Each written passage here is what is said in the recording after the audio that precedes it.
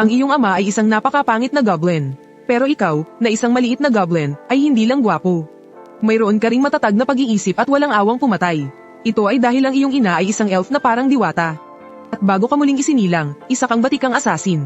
Nang imulat mo ang iyong mga mata, tiningnan mo ang nanginginig na magandang babae sa iyong harapan at nagtanong, "Ikaw ba ang mama ko?" Ngunit bago mo pa makumpirma, ang mga batang goblin na kasabay mong isinilang, ay sumusugod na papunta sa iyong ina. Gamit ang iyong instinct mula sa nakaraang buhay, tinugod mo ito at pinigilan sa ilalim mo. Hindi mo pinansin ang desperadong pagpupumiglas nito. Dinampot mo ang isang bato sa malapit at ipinukpok sa leeg nito. Halos kasabay ng pagkawala ng hininga nito, isang system voice ang umalingaw-ngaw sa iyong isipan. "Binabati kita, sa iyong pagsilang, agad mong pinatay ang iyong kalahi sa isang mabilis na paraan. Nakatanggap ka ng skill na Evil Eater at isang puntos ng lakas. Binaliwala mo ang boses ng system. Hinaplos mo ang umbilical cord na nakakonekta sa iyo. At naramdaman mo ang isang ugnayan ng dugo. Nagpakita ka ng isang kakaibang ngiti. Ako nga ang iyong anak. Ang magandang babae sa sulok ay may itsura ng kawalan ng pag-asa. Dahil kagagaling lang niya sa panganganak, wala siyang lakas para lumaban." Sa sandaling iyon, isang batang goblin ang tahimik na lumapit sa iyo. At bigla kang inatake, halos sa isang instinctive na reaksyon. Tumakbo ang magandang babae at niyakap ka. At siya mismo ang tumanggap ng atake. Agad na bumulwak ang dugo mula sa kanyang bibig. Ngunit ikaw, nakara-rating lang sa mainit na yakap ng iyong ina. Ay nakita ang iyong ina na may dugo sa gilid ng bibig. Isang matinding galit ang biglang sumiklab sa iyong puso. Sa iyong nakaraang buhay, isa kang walang awang killing machine. Ang tanging damdamin na itinuro sa iyo ay ang sumunod sa iyong ina. Kaya hindi ka nagatubili. Tinaas mo ang isang bato at ipinukpok sa batang goblin. Muling umalingaw-ngaw ang misteryosong boses ng system. "Binabati kita, napatay mo ang batang goblin. Batay sa epekto ng iyong skill na Evil Eater, nakatanggap ka ng isang puntos ng bilis. Ang iyong malupit na pamamaraan ay agad na ikinagulat ng lahat. Ngunit sa sandaling ito, iisa lang ang nasa isip mo. Ito ay ang patayin ng lahat ng mga nasa harap mo, ng mga batang goblin na nagtangkang lapastanganin at saktan ng iyong ina. Puksain silang lahat, matapos mong sunod-sunod na mapatay ang dalawang batang goblin. Natauhan na rin ang maraming batang goblin. Nagsimula silang umungal sa galit sa iyo. Biglang naging magulo ang pugad. Ngunit isang malamig na handgerang pumatay lang ang kumislap sa iyong mga mata. Sunod-sunod at tumpak na pagpalo, sa likod ng ulo ng mga batang goblin. Hindi tumigil ang tunog mula sa system sa tuwing nakakakuha ka ng dagdag lakas. Hanggang sa makapatay ka na ng 10 batang goblin. Dumaan ka na sa 10 beses na pagpapalakas. Malinaw mong nararamdaman ang pagbabago sa iyong katawan. Hindi lang lumakas ang iba't ibang aspeto mo. Nakakuha ka rin ng isang malakas na skill. Ngunit sa sandaling iyon, bumukas ang lumang pintong gawa sa kahoy. At nagbigay liwanag sa madilim na silid. Anong nangyayari rito? Pumasok ang dalawang adultong goblin at tiningnan ang paligid. Grabe, ang silid na dating ginagamit para sa panganganak, ngayon ay naging lugar na ng mga bangkay. Puno ng mga nagkalat na bangkay ng mga batang goblin. Noong una, inakala nilang gawa ito ng mga aliping taga-anak. Hanggang sa mapansin nila ang dalawang natirang buhay sa sulok, na umagaw ng kanilang atensyon. Tigil, nang makita mo ito, agad mong binilisan ang iyong kilos. At hahampasin na sana ang isa pang batang goblin. Sakto namang tumama ang bato sa ulo ng batang goblin. Nang mahawakan ng isa pang adultong goblin ang iyong paa. Dahil dito, tumalon ka para iwasan siya. Kasabay ng isang sipa habang nasa ere. Direktang tumama ang bato sa kaliwang mata ng batang goblin. Nang makita mong hindi pa siya patay, susugod ka na sanang muli. Ngunit sumugod ang adultong goblin na nagtatangkang pigilan ka. Isang dakot ng buhangin ang inihagis mo mula sa iyong palad. Pagkatapos ng isang malakas na kalabog, isang bato ang saktong tumama sa mata ng isang adultong goblin. Mabilis kang lumapit sa batang goblin. Noong malapit ka nang magtagumpay, biglang kumilos ang goblin shaman na kanina patahimik sa isang tabi. Ang lakas ng loob mo, iwinasiwas ng shaman ang kanyang tungkod. At mula sa lupa ay umusbong ang hindi mabilang na mga baging. Iginapos ka ng mga ito sa ere. Saan nanggaling ang mga halamang ito? Bakit sila gumagalaw at pumupulupot sa akin? Isang hamak na paslit pero napakayabang. Ito ang parusa sa pagpatay mo sa sarili nating lahi. Ito ang ganti sa pagbulag mo sa mata ko. Nang malapit nang bumagsak ang pamalong kahoy ng goblin. Sa sandaling iyon, ang elf na kanina pa nagtatago sa sulok ay biglang sumugod at niyakap ka. Tigil. Hoy, bakit mo ako pinipigilan? Siya ang salarin na pumatay sa 12 ng mga kalahi natin. Naabisuhan ko na ang general. Ang general na ang magpapasya sa kapalaran ng batang goblin na ito. Nang marinig nila ang salitang general, gaano man kalaki ang galit ng mga goblin na ito, hindi na sila naglakas loob na saktan ka. Dahil lang sa goblin general, datang pinuno ng kanilang lungga. Ngunit hindi nagtagal, ibinaling ng mga goblin ang kanilang tingin sa elf na yumayakap sa'yo. Nagpakita sila ng isang masamang ngisi. Hindi man kita mag-alaw ngayon, pero pwede ko namang bastyusin ang nanay mo sa mismong harapan mo. Nang maramdaman mong may masamang balak sila sa iyong ina, muling sumiklab ang galit sa iyong dibdib. Agad kang nakawala mula sa pagkakagapos ng mga baging, at sumulpot sa tabi ng goblin. habang umiiwas sa atake ng kalaban. Isang malakas na pag-ikot, at sa loob ng 3 galaw ay binaklas mo ang braso ng goblin. Napasigaw sa sakit ang goblin at nagpagulong-gulong sa lupa. Hayop kang paslit ka. Hindi na nakatiis ang isa pang matandang goblin. Sumugod siya, itinaas ang kanyang batong palakol, at nang tatagain ka na sana. Isang makapangyarihang boses ang pumihil sa kanya. Ama na, General, kayo na po ang bahala sa amin. Kapapanganak pa lang po niya. At walang awang pumatay sa 12 ng mga kasama. Hindi siya dapat hayaang mabuhay. Natalo kayo ng isang bagong silang na sanggol. May lakas pa kayo ng loob na magsumbong sa akin. Goblin Shaman, magsalita ka. Tumango ang Goblin Shaman. Ang mga detalye ng pangyayari ay malinaw niyang sinabi. Matapos marinig ang lahat, ang tingin ng general ay napunta sa iyo na nagpoprotekta sa harap ng iyong inang elf. Sa kanyang matatalim na mga mata, may bahagyang pagkabigla na dumaan. Ngunit agad niya rin itong itinago. Ikaw ba ang pumatay sa mga sanggol? Mahigpit mong pinoprotektahan ng iyong ina sa harapan mo. Hindi ka umimik, hindi ka naglakas loob na magpakampante kahit kaunti. Nararamdaman mo na ang goblin sa harap mo ay napakalakas. Napakalakas na kahit sa iyong pinakamalakas na estado ay kailangan mong mag-ingat. Nang makitang hindi ka nagsasalita, lumapit ang Goblin Shaman sa tabi at nagpaalala. General, normal lang po na hindi pa nakakapagsalita ang sanggol. Kailangan muna niyang lampasan ang pagiging sanggol at umabot sa yugto ng paglaki. Kung ganoon, saka na natin pag-usapan kapag nakakapagsalita na siya. Sa sandaling iyon, bigla kang nakaramdam ng pagkahilo. At agad kang natamba. Mabuti na lang at inalagaan ka ng iyong ina. Mabilis kang nagkamalay. Pagkatapos, ikaw at ang iyong ina ay dinala sa isang kulungan.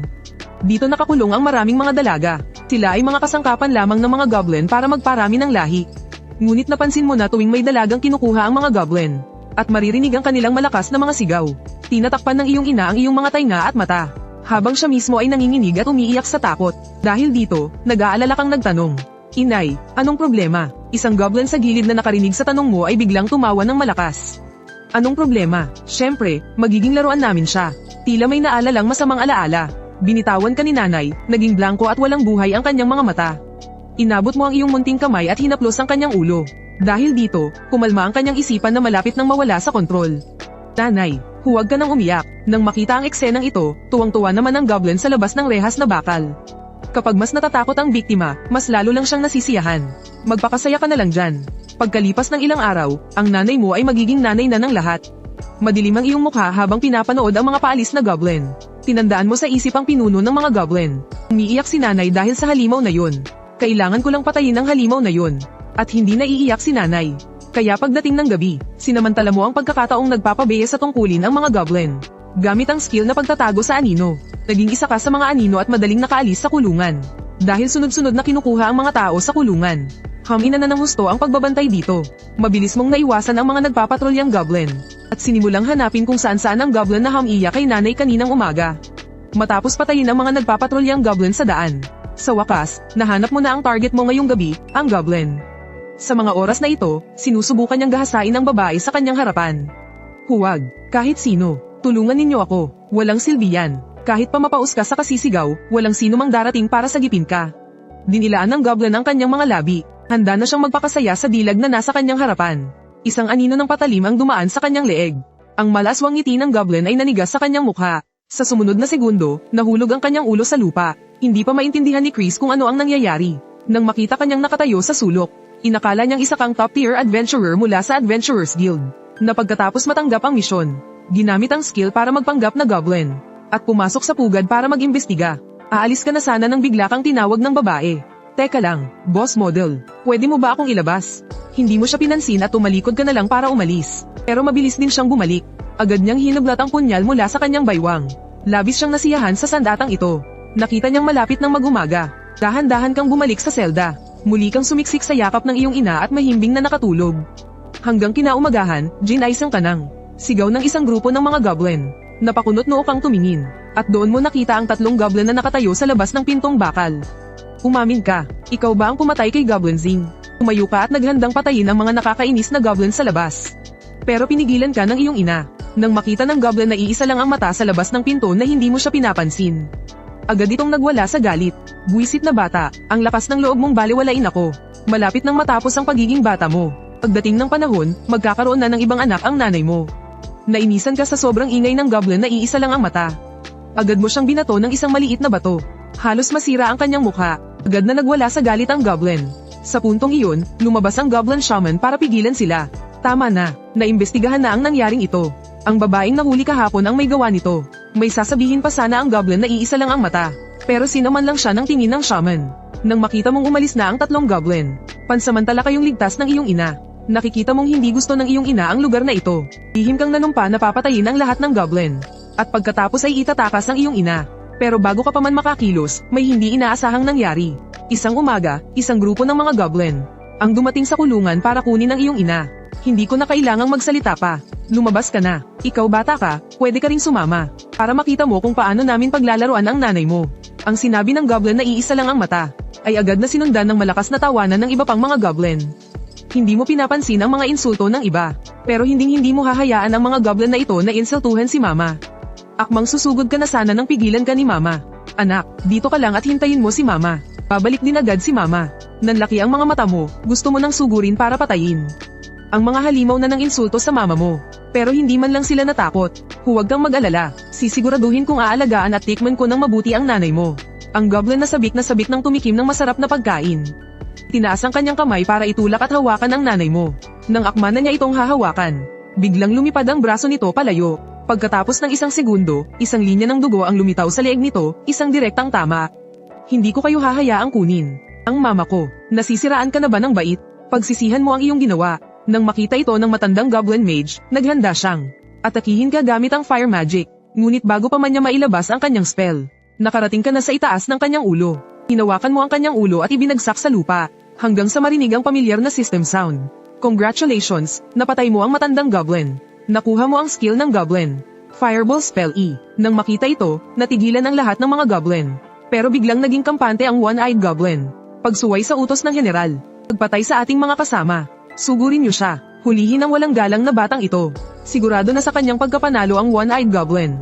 Pero sa hindi inaasahan, sa halip na sumugod ay umatras ka. At biglang naglahos sa mga anino. Naghahanap ang mga goblin sa paligid. Pero wala silang makitang anumang bakas. Bigla, isang kulay pilak na liwanag ang kumislap. Isang ulo ang lumipad sa hangin. Pagkatapos, sa bawat paglitaw mo, isang goblin ang namamatay. Dahan-dahan, hindi na nang ahas pang sumugod ang iba pang mga goblin. Sa sandaling iyon, may lumabas na espesyal na mensahe mula sa system. Ang iyong lakas ay umabot na sa hangganan para sa level na ito.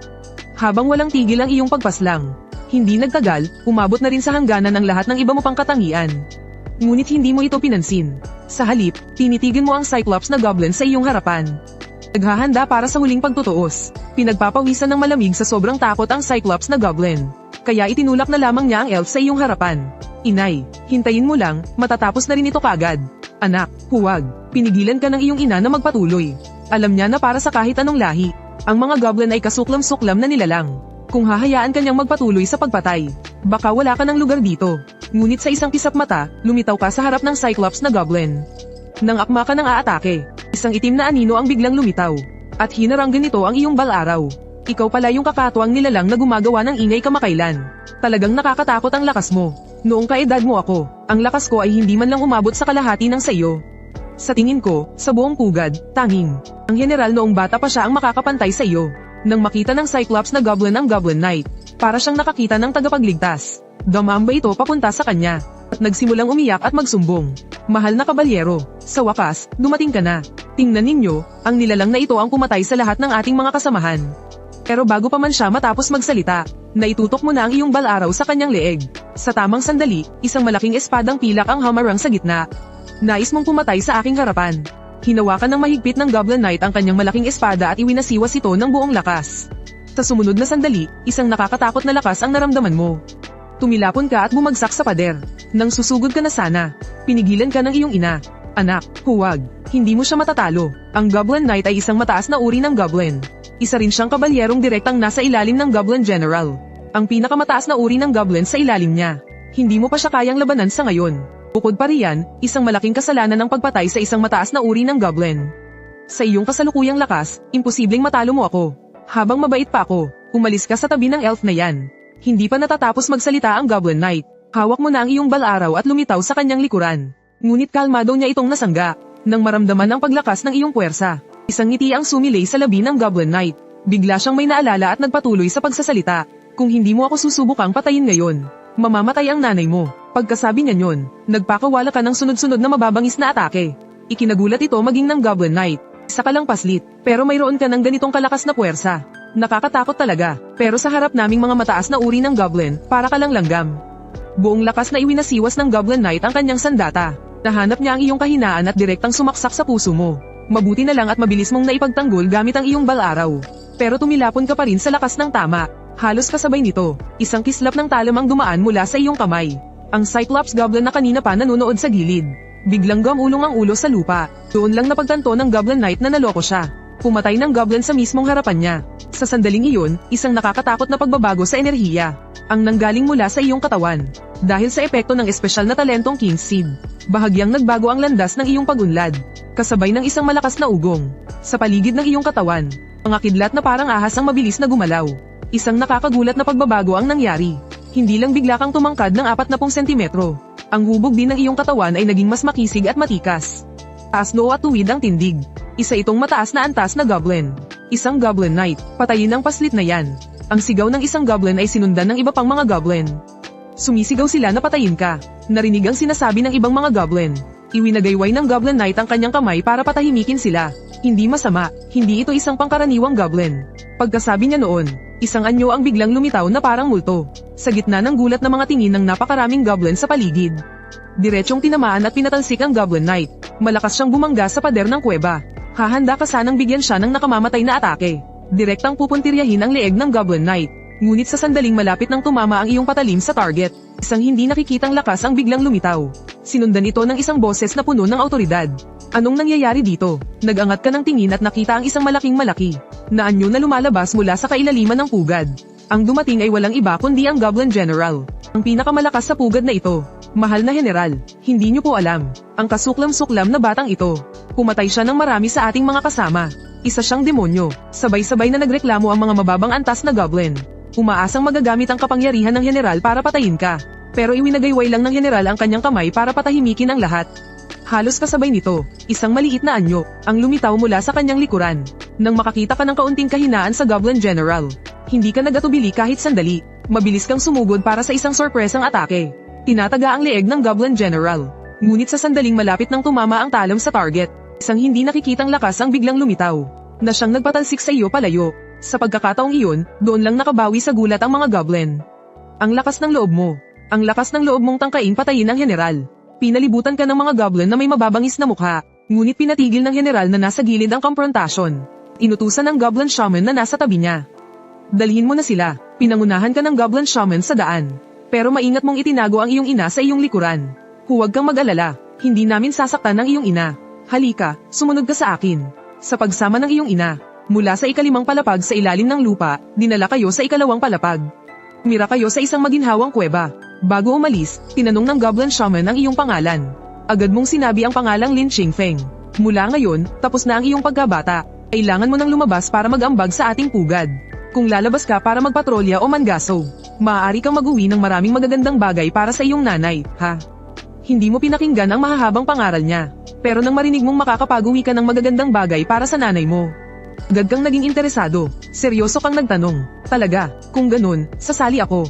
Sa ilalim ng pang-uudyok ng Goblin Shaman, na-assign ka sa patrol team. Kinabukasan, sumali ka na sa grupo at nagsimulang makipaglaban. Itinuro ng matandang goblin ng isang tumpok ng mga lumang sandata, at sumigaw sa mga goblin na nasa harapan niya. Pumili kayo rito ng mga sandatang gusto ninyo at madaling gamitin. Agad na nagsilapitan ng lahat para pumili ng malalaking sandata. Maliban sa iyo, isang punyal ang hawak mo sa isang kamay habang walang laman ng isa. Pinaalalahanan ka ng matandang goblin. Ang mga tao sa labas ay napakatuso, pero sinabi mong sapat na ito. Hindi nagtagal, sumunod ka na sa iyong grupo. Nakarating kayo sa isang makapal na damuhan. Kumuha ng larga vista ang isa sa mga goblin, at masusing pinagmamasdan ang mga tao sa di kalayuan. Hindi pa man sila naglalaban. Naisip na niya kung ano ang gagawin sa mga samsam sa laban. Mamaya, tandaan ninyo, ubusin ang lahat ng lalaki.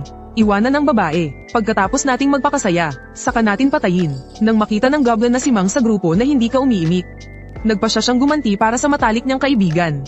Sinadya niyang magmungkahi sa harap mo mismo. Pagbalik natin sa pagkakataong ito, bakit hindi natin paglaruan ang mga elf? Nang marinig ang tungkol sa mga elf, nagkaroon ng maalay ng ngiti sa mga mukha ng ibang goblin. Pero walang sino man sa kanila ang nakakaalam kung nasaan ang mga elf. Sa sandaling iyon, sinadyang tumingin sa iyo ni Goblin Mang. Hindi ba't mayroon kang isang elf sa iyong kuweba?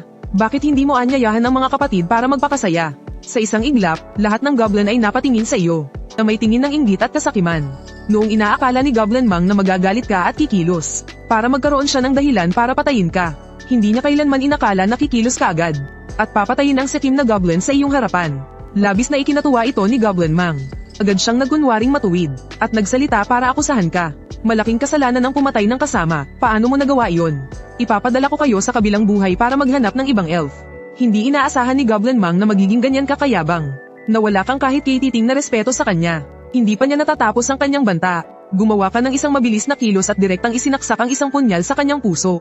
Sa isang utos niya, tumugon ang lahat ng goblin. Ngunit sa bawat isa na lumapit, isa ang iyong pinapatay. Sa bawat pares na dumating, isang pares din ang iyong pinapaslang. Maliksi ang iyong katawan at mabilis ang iyong reaksyon. Hindi nagtagal, isa-isang bumagsak ang mga goblin. Nang makita ang sitwasyon, sa wakas ay nakaramdam na rin ng takot si Goblin Mang. Lumuhad siya sa lupa at walang tigil na humingi ng tawad, sinasabing alam na niya ang kanyang pagkakamali. Matagal siyang naghintay ngunit hindi ka pa rin tumutugon. Inakala niyang nakaligtas na siya. Nagbabalak na bumalik para utusan ang general na pagbayarin ka. Sa sumunod na segundo, nakaramdam siya ng lamig sa tuktok ng kanyang ulo. Ang buo niyang katawan ay nahati sa dalawa. Matapos pumatay ng maraming goblin, bigla kang nakarinig ng sunod-sunod na mga yabag na papalapit. Napagtanto mong may isang grupo ng mga adventurer na papalapit. Sa iyong nakaraang buhay, isa kang dalubhasang assassin. Pero muli kang nabuhay bilang pinakagwapong goblin. Pero naiinggit sa iyo ang iyong mga kasama dahil sa iyong taglay na kagwapuhan. Kaya sinadya ka nilang itakwil at pandirihan. Dahil dito, hindi mo na napigilan ang galit sa iyong puso. Nang nasa misyon, direkta mong pinatay ang iyong mga kasama. Sa sandaling ito, magpapahinga ka na sana ng saglit, nang may narinig kang mga adventurer na papalapit sa direksyon mo. Hindi nagtagal, dumating na sa tabi mo ang grupo ng mga adventurer. Gulat na gulat silang nakatingin. Sayo na nakatayo sa ibabaw ng tumpok ng mga bangkay ng goblin. Anong nangyari dito? Anong kinatatakot nyo? Kahit anong mangyari, isa lang naman siyang goblin. Tingnan nyo, nandoon pa ang mga berdeng tenga ng mga goblin na yan. Pera ang lahat ng yan. Habang nagsasalita, sakim na sumugod sa iyo ang leader nila. Handang bigyan ka ng isang nakamamatay na atake. Pero sa sandaling dumampi sa iyo ang talem, bigla kang naging kasing itim ng tinta at sumanib sa dilim ng kagubatan. Bago pa siya makakilos, agad kang pumunta sa likuran niya. Gamit ang isang maitim na punyal na nakatutok sa kanyang leeg. Biglang may narinig na boses sa likuran. Banal na depensa ng liwanag. Bola ng apoy. Kasunod nito, isang harang ang bumalat sa katawan ni Guido. Agad namang isang apoy ang sumugod sa iyo. Bilis mong inapakan ng likod ni Guido at lumipad para iwasan ang bola ng apoy. Isang backflip at ligtas kang lumapag sa malayo para makalayo sa kanila. Pagkatapos, muli kang sumanib sa dilim. Nagsimulang hanapin ka ng grupo sa paligid. Ang salamangkero ay naghahanda ng magpakawala ng isang salamangka para hanapin ang iyong lokasyon. Direkta mong tinaga ang babaeng salamangkero. Sa sumunod na segundo, bumagsak ang dalaga sa lupa. Kasunod nito, nakita rin ng pari ang isang itim na aninong papalapit. Sinugod mo siya ng dalawang sunod-sunod na saksak at agad siyang napatay. Bago siya mamatay, pilit niyang isinigaw sa kanyang mga kasama. Takbo, gusto pa sanang ipaghiganti ng mga natitirang adventurer ang kanilang dalawang kasama. Pero sa isang iglap lang, bumagsak na rin sa lupa ang kapitan. Nang makita ito, ang natitirang adventurer ay baliw na tumakbo palabas ng kagubatan. Pero hindi mo pa rin siya pinakawalan. Isang mabilis at eksaktong hiwa sa leeg niya. Kasabay noon, narinig mo ang pamilyar na boses ng sistema. Binabati kita, napatay mo ang tao. Nadagdagan ng iyong lakas at tibay. Tiningnan mo ang bangkay na nakahandusay sa lupa. Walang anumang emosyon na naramdaman mo. Matapos mong makuha ang mga gamit nila, binalak mong dalhin ang mga ito pabalik para kay mama. Hindi nagtagal, nakarating ka na sa lungga ng mga goblin.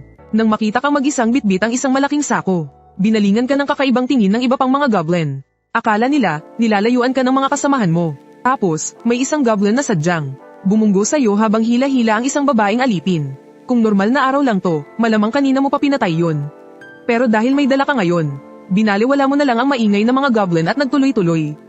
Pagpasok mo pa lang sa lungga, tinawag ka ng matandang goblin na si Changdong. Hoy, ikaw na goblin. Gusto mo sanang magbingi-bingihan. Pero hinarang ka ng gwardyang goblin sa may pintuan para paalalahanan ka. Kaya napakunot-noo ka at lumingon. Ang tumawag sa iyo na si Changdong ay tumakbo na palapit sa harapan mo. Kanina pa kita tinatawag. Bakit hindi ka tumigil? Ako ba ang tinatawag mo? Hindi mo ba narinig? Wala naman akong narinig na tumawag sa pangalan ko.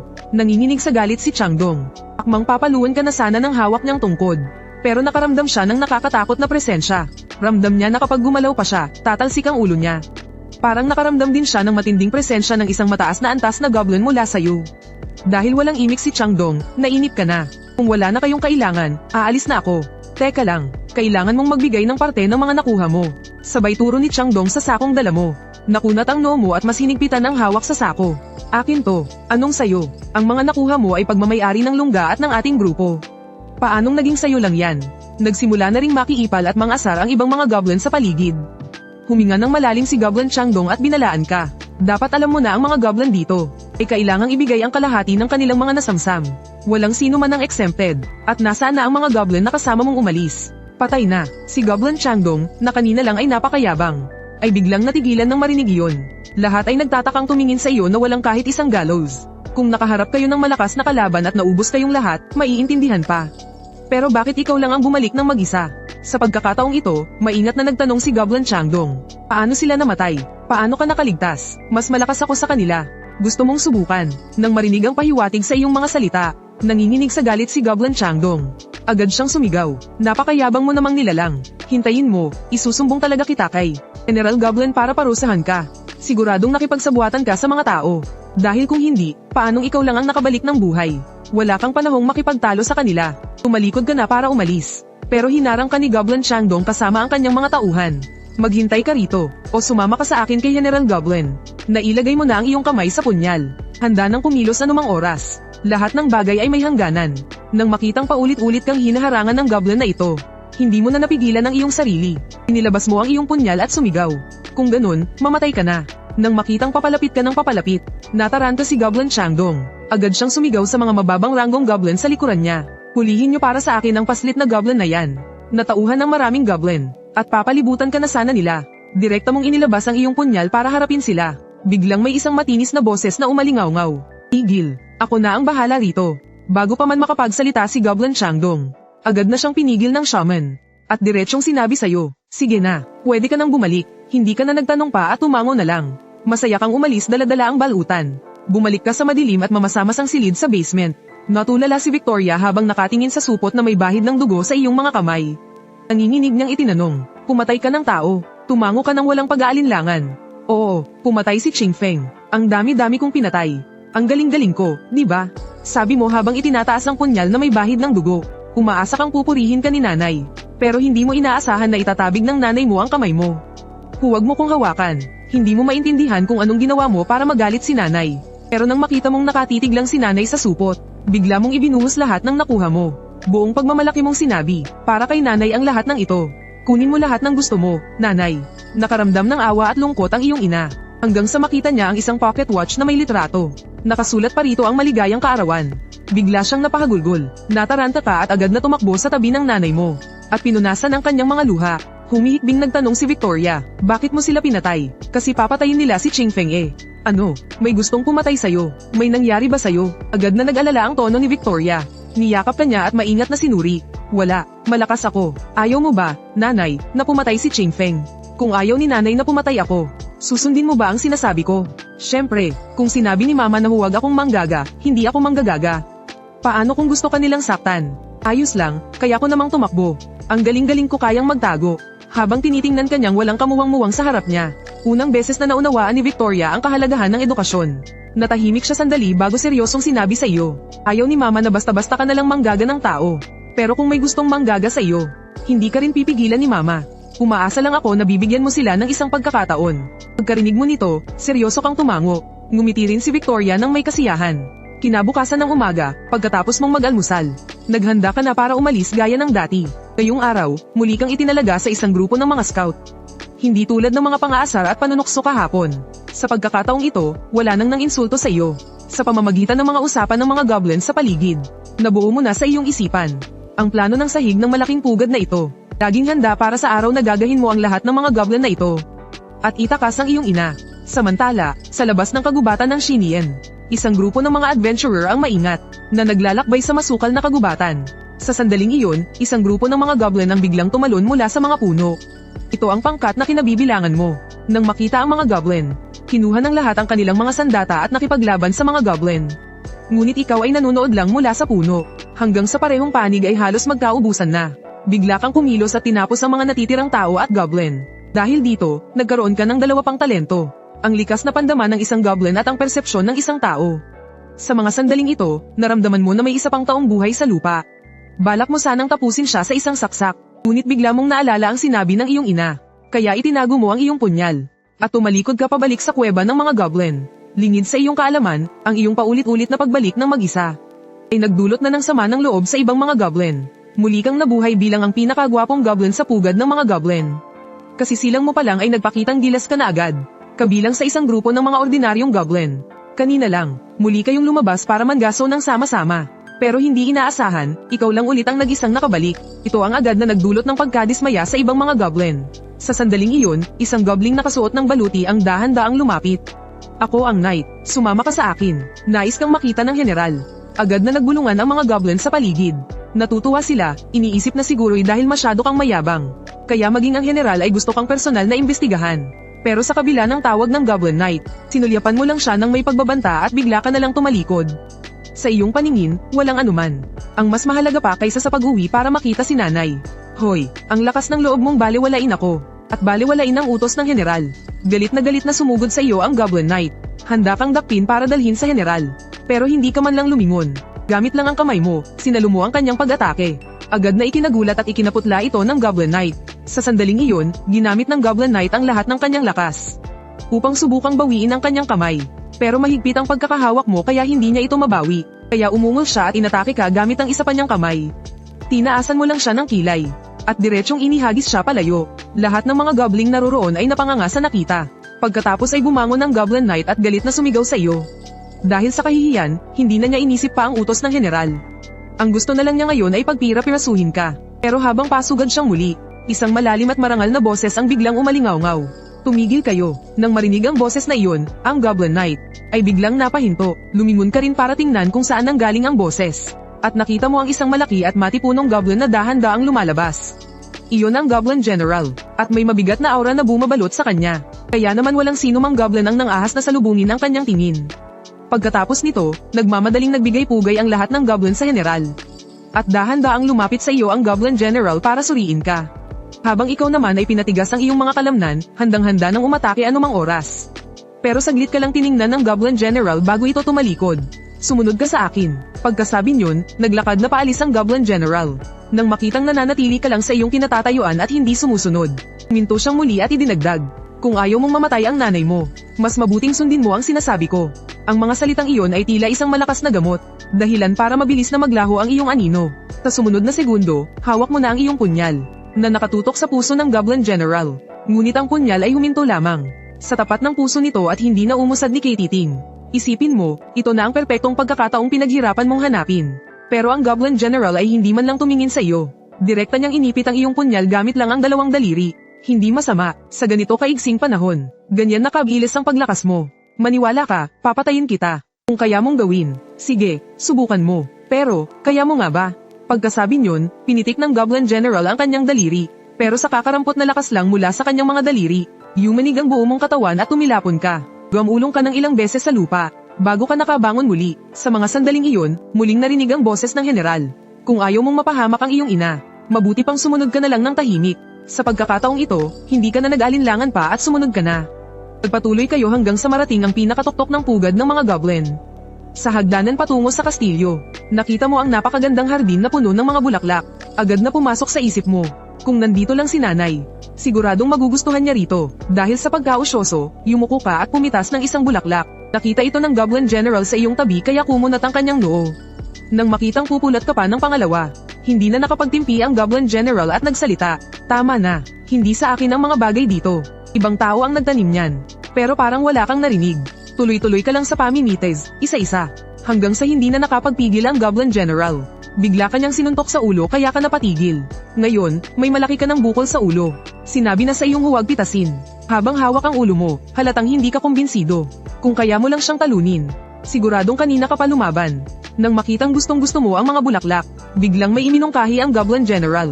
Kung gusto mong dalhin ang mga bulaklak na iyan, subukan mo akong tamaan kahit isang beses lang. Pagkasabi niyon, seryoso siyang humalukip-kip habang nakatingin sa iyo. Ayoko, masyado kang malakas kumpara sa akin. Aba, may kinatatakutan ka rin pala. Hindi lang ako lumalaban sa mga laban na hindi ako siguradong manalo. Sakto namang, lumabas ang Goblin Knight na nanggulo sa iyo kanina. Biglang may naisip ang Goblin General. Itinuro niya ang Goblin Knight. Pwede na rin siya ang talunin mo. General, parang hindi po yata maganda yan. Hindi ba't parang pang-aapi na yan sa kapwa Goblin? Kahit na iyon ang sinasabi niya, puno ng pananabik ang kanyang mga mata. Matagal ka na niyang gustong turuan ng leksyon. Itong hambog na batang ito. Kung wala lang dito ang general, kanina ka pa niya nilabanan. Sa sandaling iyon, may kakaibang kislap na dumaan sa mga mata ng Goblin General. Kasunod nito, isang panel ang lumitaw sa kanyang harapan. Nakasulat dito ang pinagsamang lakas ninyo ng Goblin Knight. Hindi tulad ng normal na data ng Goblin Knight. Ang data mo, kumpara sa isang Goblin na kara rating pa lang. Sa growth stage ay tila napakakaiba. Sa tuwing lumalabas siya, tumataas ang panel data ng batang ito. Talagang interesante. Ang mga karaniwang nilalang, para mapataas ang lakas nila sa panel, ay kailangang dumaan sa mahabang pagsasanay. Ang batang ito, sa loob lang ng ilang araw, ay narating na ang inaabot ng ilang taon para sa iba. Para subukan ng iyong lakas, ipinaglaban ka ng Goblin General. Sa Goblin Knight, kakadeklara pa lang niya ng simula. Agad na sumugod ang Goblin Knight. Ngunit hindi ka man lang nataranta. Agad kang umatras para iwasan ang kanyang atake. Pagkatapos ay itinaas mo ang iyong kamay patungo sa Goblin Knight, at naghagis ng isang malaking bola ng apoy. Pero nang tamaan ng fireball ang baluti ng Goblin Knight, nag-iwan lang ito ng bahagyang marka. Hindi man lang naapektuhan ng Goblin Knight. Walang silbi yan. Ang baluti ng Goblin Knight ay kayang labanan ng karamihan sa mga magic attack.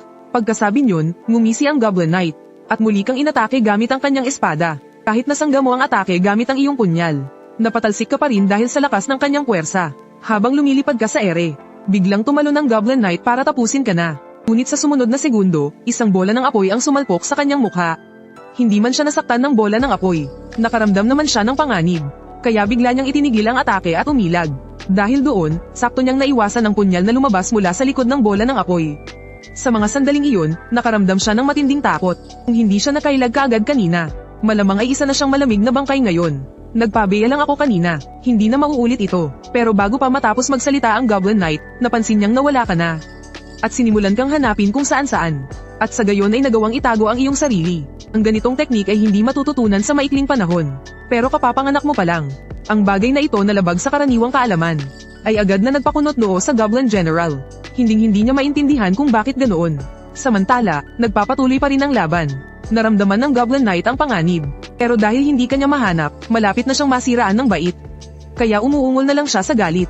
Anong klaseng galing yang pagtatago mo? Kung may tapang ka, lumabas ka at harapin mo ako. At sa sumunod na sandali, lumitaw ka na sa likuran ng Goblin Knight.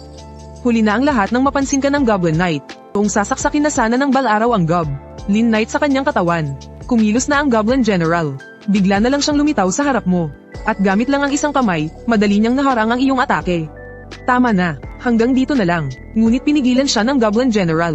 Agad kang itinulak palayo ng Goblin Knight, at umungol sa iyo. Maghintay ka lang, sisiguraduhin kong pagbabayaran mo to.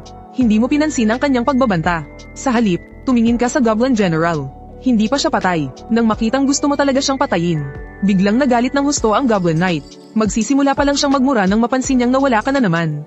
At sa sumunod na segundo, lumitaw ka sa kanyang likuran, at nag-iwan ng isang mababaw na sugat sa kanyang leeg. Dahil sa pakiramdam na napahiya, ang Goblin Knight ay sumigaw na papatayin ka niya. Pero sinigawan siya ng Goblin General na umurong. Hindi naglakas loob ang Goblin Knight na suwayin ang utos ng General. Habang umaatres, binigyan ka niya ng masamang tingin. Pero hindi niya napansin na may tumutulo mula sa kanyang leeg.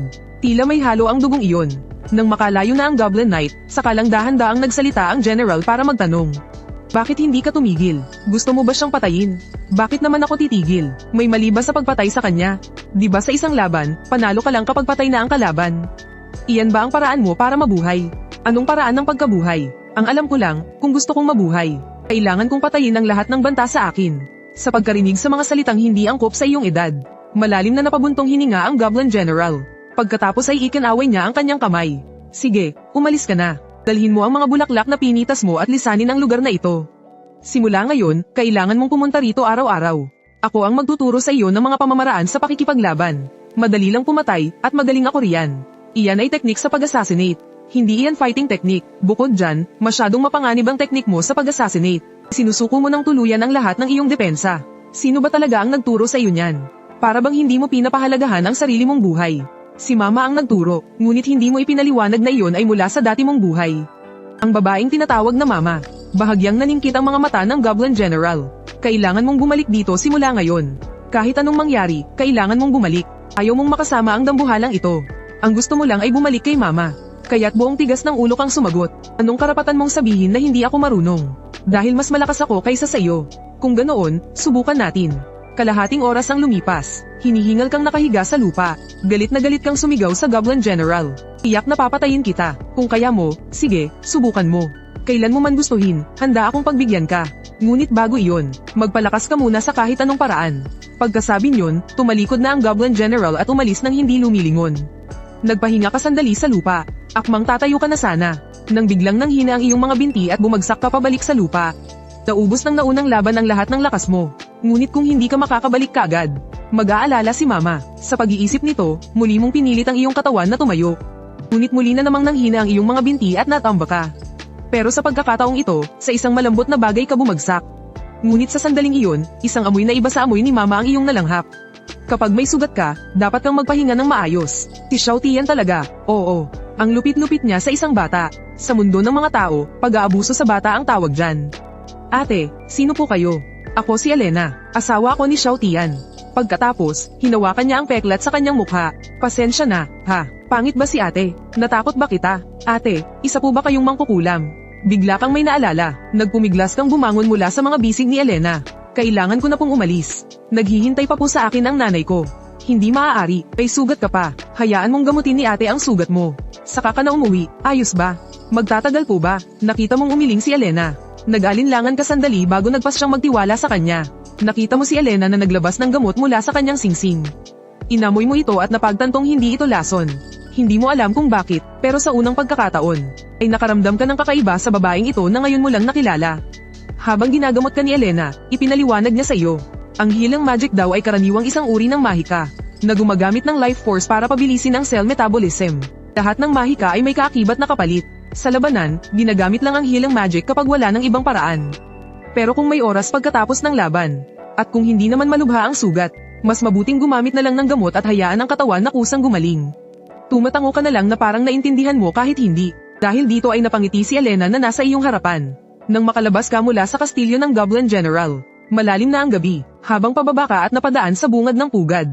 Bigla kang tinawag ng pinunong goblin. Hindi mo pa kinukuha ang mga gamit mo. Kung ayaw mo, itatapon ko na ito. Pagkasabi niyon, sinipa ng pinunong goblin ang sako sa kanyang paanan. Nasa loob nito ang mga nakolekta mong pabuya ngayong araw. Kinuha mo ang iyong balutan at humanap ng goblin para makipagpalitan. Noong papasok ka na sa kanilang lungga, may isang matagal nang nagtatago sa dilim. Isang goblin na putol ang tenga ang tumakbo palabas. Akmang hahabulin ka na sana nang harangin siya ng mga nagpapatrolyang goblin. Taga saan ka bang goblin? Pero tila hindi pa siya marunong magsalita. Pilit siyang kumakawala para subukang sundan ka. Matagal mo nang napansin ang presensya niya. Hindi mo siya pinansin. Nagpatuloy ka lang sa pakikipagpalit ng ilang goblin shells. Bumili ka ng ilang prutas at pagkain para iuwi kay nanay. Nakakita ka pa nga ng ilang balde ng instant noodles doon. Dahil hindi alam ng mga goblin kung paano ito kainin. Kaya naman, medyo mura ang presyo nito. Kaya kumuha ka na rin ng ilang balde. Hindi mo pinansin ang nangyayari sa likuran mo. Ang maliit na goblin na hinarang ng mga nagpapatrolya. Dumiretso ka sa bakal na tarangkahan at pumasok sa ikalawang palapag ng lungga. Tinulak mo ang pinto at nakaamoy ng pamilyar na amoy, kaya sumigaw ka. Nay, nakauwi na po ako. Kakasabi mo pa lang nito, tumakbo palabas si Victoria mula sa loob ng silid. Nakita niyang puro kasugat. Nag-aalalang sinuri ng nanay mo ang iyong mga sugat. Kaya ikinwento mo sa iyong nanay ang lahat ng nangyari sa iyo ngayong araw. Kahit na hindi mo alam kung ano ang layunin ng goblin. General sa pagsasanay sa iyo. Pero sigurado kang ang goblin. General ay walang masamang balak sa iyo. Samantala, sa tavern sa lungga ng mga goblin, nagmamayabang ang Goblin Knight na sili kung paano kanya tinuruan ng leksyon. Bigla na lang siyang bumulwak ng itim na dugo mula sa kanyang bibig. Pagkatapos ay tuluyan na siyang nawalan ng malay at bumagsak sa sahig. At sa iyong pandinig, narinig mo ang pamilyar na boses ng system. Binabati kita sa pagtalo kay Goblin Knightly. Nakatanggap ng Wild Instinct, nakatanggap ng isang Special Evolution Point. Di nagtagal, dahil sa iyong magandang ipinakita nitong mga nakaraang araw. Nakatanggap ka ng malaking gantimpala, hindi mo na kailangang pumili pa ng gamit sa luma at simpleng armory. Habang tinitingnan mo ang armory na puno ng magagandang kagamitan sa iyong harapan. Talagang nasilaw ka sa dami ng pagpipilian, hanggang sa napako ang tingin mo sa pulbura sa isang sulok. Bigla kang napangiti sa tuwa, isa itong pambihirang kayamanan. Kung may sapat na pulbura, pwede na kayang tapusin ang tinatawag na Goblin General. Tahimik mong tinandaan ang lokasyon. Naghanda kang balikan ito sa hinaharap. Pagkatapos ay nagpatuloy ka sa pagsuri ng iba pang mga sandata. Ngayon, napunta ang tingin mo sa isang pana. Mukha itong luma pero matibay ang katawan ng pana at matatalim ang mga palaso. Lubos kang nasiyahan dito, dahil sa asasinasyon, ang pagtatago at pagiging tumpak ang pinakamahalaga. Sa sandaling iyon, narinig mo ang kakaibang sigaw ng isang goblin. Kaya lumingon ka para tingnan ang bago mong kasamahan para sa araw na ito. Nakita mo ang isang goblin na kulang ng tainga. Tulala lang itong nakatayo doon. Nagkataon namang may isa pang goblin na may hawak na baston ang tumakbo papalapit. Kamusta po, Master Chingfeng? Ako po ang kasama ninyo sa pagkakataong ito. Ang pangalan ko ay Goblin Sia. Pagkasabi niyon, inilahad ni Goblin Sia ang kanyang kamay. Ngunit sinulyapan mo lang ito ng walang interes. At napunta ang iyong tingin sa dahan-daang naglalakad na si Goblin Shandong. Sige na, kung nakuha nyo na ang mga sandata ninyo, sumunod kayo sa akin. Sa pagkakataong ito, ako, isang mataas na antas na goblin, ang manggana sa inyo. Ako rin ang inyong kapitan. Ako si Goblin Shandong. Dapat ay ikinararangal ninyo ito. Ngayon, dadalhin ko kayo para mamulat ang inyong mga mata sa ating mga sundalong goblin. Pero hindi pa tapos magsalita si Goblin Shandong nang bigla siyang pinutol ng isang dambuhalang goblin. Gusto ko lang pumatay ng tao. Tiningnan ng dambuhalang hanggal sa harap niya, bahagyang tumawa si Goblin Shandong. Sayang naman, hindi pagpatay ng tao ang misyon natin ngayon. Kung hindi ka susunod sa utos, malaya kang umalis. Nang marinig ang sinabi ni Goblin Shandong, hindi nagatubili ang malaking goblin at tumalikod na para umalis. Ngunit hindi niya inakala na mapapatigil siya ng goblin. Sa mga sumunod na salita ni Shandong, kung hindi ka susunod sa utos ko, kung gayon ay umalis ka sa Great Goblin Nest. Ito ang utos mula mismo sa Goblin General. Karaniwan, si Goblin Shandong ay hindi papansinin ang mga mababang antas na goblin na ito. Pero dahil utos ito ng Goblin General, wala siyang magawa kundi sumunod. Sumunod ang lahat kay Goblin Shandong, hanggang sa makarating sila sa isang pugad ng mga goblin. Iba ito sa malaking pugad ng mga goblin. Pagpasok pa lang ay ramdam na agad ang bugso ng mainit na hangin. Pagkatapos ay nakita nila ang isang goblin na nagpapanday. Ito ang pagawaan ng armas ng mga goblin. Ang lugar kung saan ginagawa ang mga sandata. Halos lahat ng sandata ay dito ginagawa. Pero napunta ang iyong tingin sa isang grupo ng mga babaeng bagong huli. May isa sa kanila na pamilyar sa iyo. Naging malalim ang iniisip ng malaking goblin sa grupo nang makita ito. Bakit natin sinasayang ang mahalagang yaman? Para gawin ang mga bagay na ito na tila walang silbi. Hindi ba't mas mabilis at mas madali kung kukunin na lang natin ang mga armas ng mga adventurer? Sa ating malaking pugad, marami na tayong mga armas na nakuha mula sa mga adventurer. Bakit kailangan pa nating magpakahirap na gumawa ng mga ito? Hindi talaga maintindihan ng malaking goblin. Kung may ganito tayong lakas, mas mabuti pang pumatay na lang tayo ng mas maraming tao. At paalisin ang mga tao sa gubat na ito. Narinig ito ni Goblin Shandong at umiling lang siya. Sabi ng general, hindi tayo maaaring umasa palagi sa iba. Sa pamamagitan lang ng pagmaster sa teknolohiya ng paggawa ng armas. Tayo, mga goblin, ay tunay na magiging isang malayang lahi. Hindi na tayo makokontrol ng iba. Nais ng mahal na general na iwanan na natin ang pag-asa sa mga armas ng mga adventurer. Isa pa, ang mga armas na ninanakaw natin sa mga adventurer ay karaniwang ginawa para sa kanila, mga tao. Hindi talaga angkop para sa ating mga goblin. Gusto ng general na gumawa tayo ng sarili nating mga armas. Hindi tinutulan ni Goblin Shandong si Goblin Sia. Dahil ang isang ito ay isang goblin na personal na pinangalanan ng general. Tapos, napili pa siya para sa grupong ito, kaya siguradong hindi siya simple. Sa sandaling iyon, isang malakas na tawa ang biglang umalingaw-ngaw mula sa kuweba. Isang goblin na malaki ang katawan at may hawak na dambuhalang martilyo ang dahan-daang lumapit. Kalahati ng hula mo ay tama. Kamusta sa inyo? Ako ang pangunahing tagapamahala ng paggawaan ng armas, si Goblin Hammer. Tawagin niyo na lang akong Kuya Hammer. Habang tinitingnan ng kakaibang grupo sa kanyang harapan, bahagyang napangisi si Goblin Hammer. Ang biglaang pagbuo ng ganito ka-interesanteng grupo. Hindi ko alam kung ano ang binabalak ng Goblin General. Aakma na sanang mag-anyaya si Goblin Hammer. Mauna na kayong pumunta sa silid para magpahinga. Biglang naaga ng malakas na sigaw mula sa pintuan ng atensyon ng lahat. Isa pala itong grupo ng mga babaeng dinakip ng mga goblin at dinala sa kanilang pugad. Sila ay magkakasamang nakatali. Ang kanilang mga mata ay puno ng takot at kawalan ng pag-asa. Isang pamilyar na anyo sa kanila ang nakakuha ng iyong pansin. Ito ang babaeng nagbigay sa iyo ng balaraw, si Chris. Anong ginagawa niya rito? Sa sandaling iyon, biglang sumigaw ang goblin na putol ang tenga. Sumugod ito patungo sa goblin na may hawak ng tali. Lintik, gusto mo bang agawin ang aming mga bihag? Ang lakas naman ng loob mo. Nang makita ito ng goblin na may hawak ng tali, walang pag-aalinlangan niyang sinipa ang tiyan ng goblin na putol ang tenga. Tumilapon ang goblin na putol ang tenga at bumagsak sa sahig. Nang makita siyang pilit na bumabangon, naghanda ang kalaban na tapakan ang kanyang ulo. Tigil, bago mo saktan ng aso, alamin mo muna kung sino ang amo. Kapag nasaktan ang taong dala ko, saan ko ilalagay ang mukha ko? Sa susunod, huwag kang susugod basta-basta kapag nakakita ka ng babae. Kung gusto mo, manghuli ka sa labas. Pag-aari namin ang mga bihag na ito. Kami ang unang magpapakasaya. Ito ang aming karapatan. O kaya, maghintay ka hanggang sa magsawa kami. Nagtawanan ng grupo ng mga goblin at naghanda ng umalis. Ngunit pilit na bumangon ang goblin na putol ang tenga at hinawakan ang kamay ng mababang uring goblin. Nang makitang itong maliit na goblin ay paulit-ulit, at pilit na inaagaw ang kanyang pag-aari, nagalit na ang mababang uring goblin. Isang malakas na sampal ang damapo sa kanyang mukha, ngunit mahigpit pa rin kumapit ang goblin na putol ang tenga at hindi bumitaw. Aakma na sanang mamagitan si Goblin Leader Dong nang balaan siya ng kalaban. Tingnan mong mabuti, ang isang ito ang gustong magnakaw ng aming pag-aari. Sinabi ng mahal na general na sagrado ang pribadong pag-aari, kahit patayin ko pa siya ngayon. Wala namang mawawala sa'yo. Pagkatapos, lumapit ang iba pang mga mababang uri na goblin. Pinagsusuntok at pinagsisipa nila ang goblin na may kulang na tainga. Nang makitang bagbog sarado na siya at namamaga ang mukha, sinusubukan pa rin niyang lumingon para pag-aanin ang loob ng mga babae. Ngunit dahil sa pangit na balat ng goblin, mas lalo lang naging kasuklam-suklam ang itsura niya.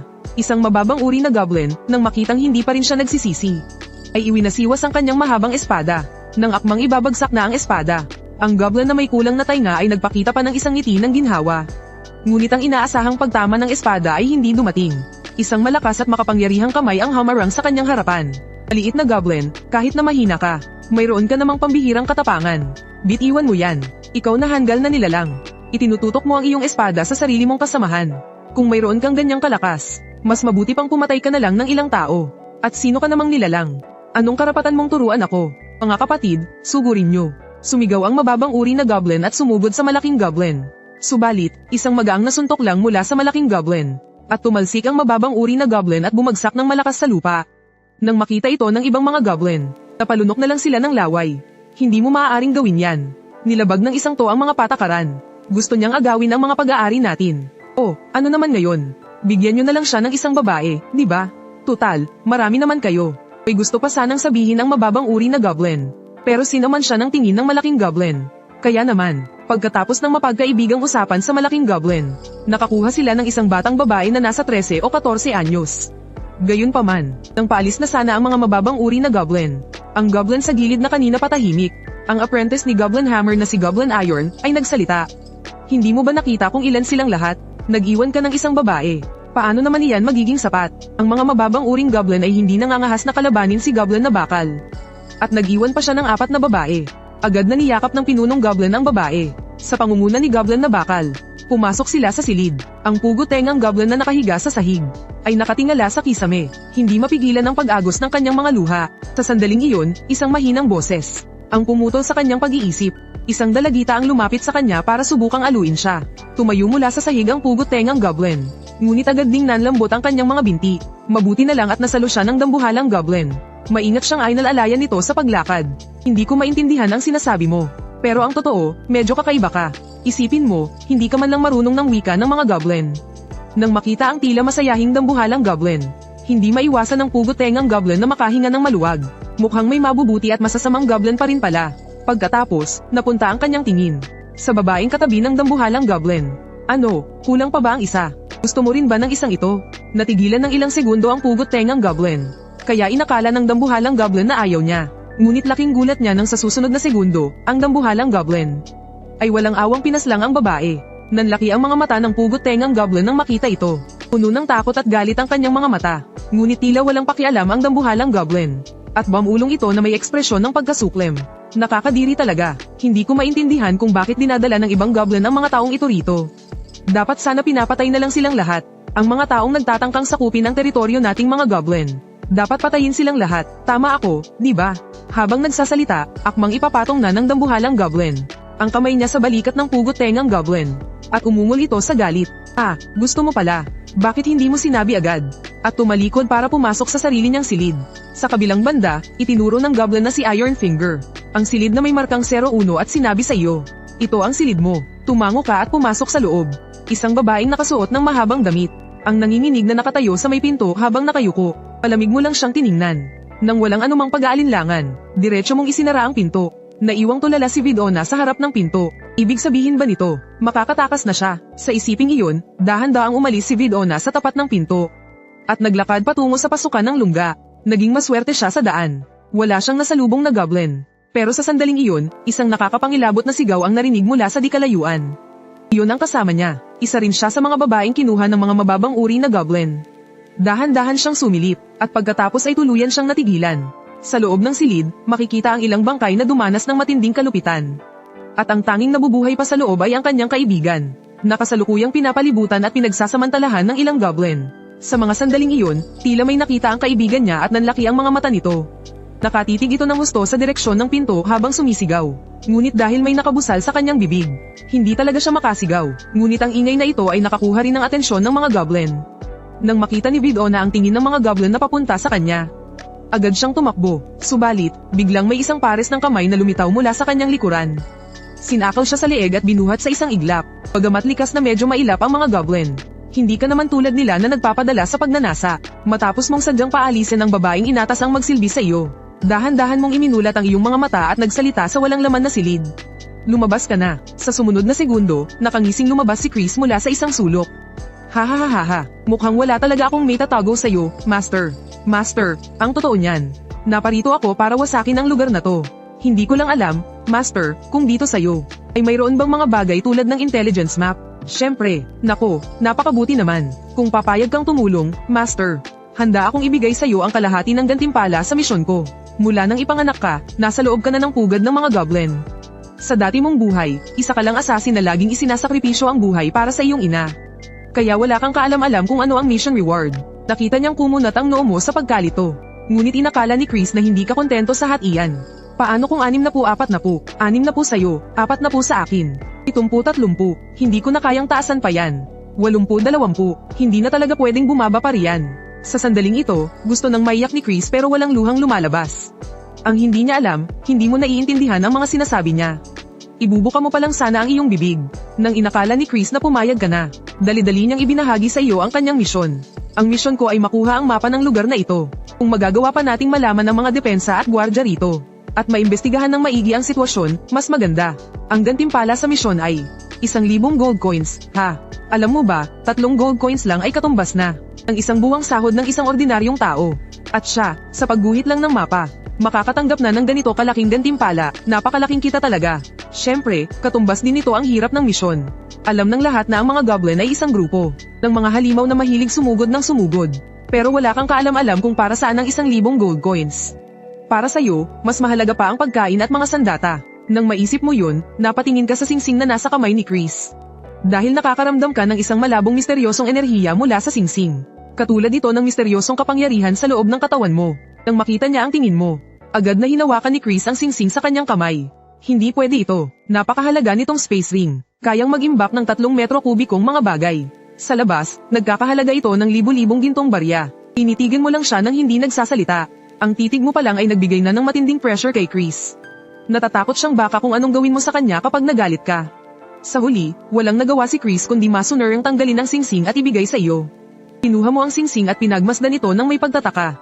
Ang bagay na ito, kasabay ng mahika, ay kayang kumuha ng mga bagay sa isang iglap. Sa isang saglit, nasiyahan ka sa paglalaro nito. Sa sandaling iyon, may kumatok sa pinto. Nagkatinginan kayo ni Chris. Agad niyang ginamit ang kanyang skill at nagtago. Xingfeng, tulog ka na ba? Hinigpitan mo ang hawak sa iyong punyal at binuksan ang pinto. Nakatayo sa labas ng pinto sina Goblin Tetsu at Victoria. Tinulak ni Goblin Tetsu si Victoria papunta sa harap. Tinulungan kitang hulihin pabalik ang alipin mo. Wala akong alipin. Bahagyang naningkit ang mga mata ni Goblin Tetsu. Ibig sabihin, talagang pinalayas ang babaeng ito. Hindi ko inaasahan na mayroon ding goblin na hindi mahilig sa babae. Noong isasara mo na sana ang pinto para paalisin sila, direkta mo nang hinayla si Vidona papasok sa kwarto. May gustong sabihin si Goblin Tai, pero napailing na lang siya at tumalikod para umalis. Si Vidona, na maswerteng naiwan, ay tulalang nakatitig sa iyo. Hindi niya inaasahan na bigla kang magbabago ng isip. Nang makita niyang nakatitig ka pa rin sa kanya, dahan-dahan niyang hinubad ang kanyang mga damit. Ito ang unang beses ko, kaya sana, dahan-dahan lang. Sa mga sandaling iyon, naguguluhan ang itsura mo. Pinapasok mo lang siya dahil nabanggit niya kanina ang tungkol sa mga elf. Nagkataon na mukhang elf din ang nanay mo.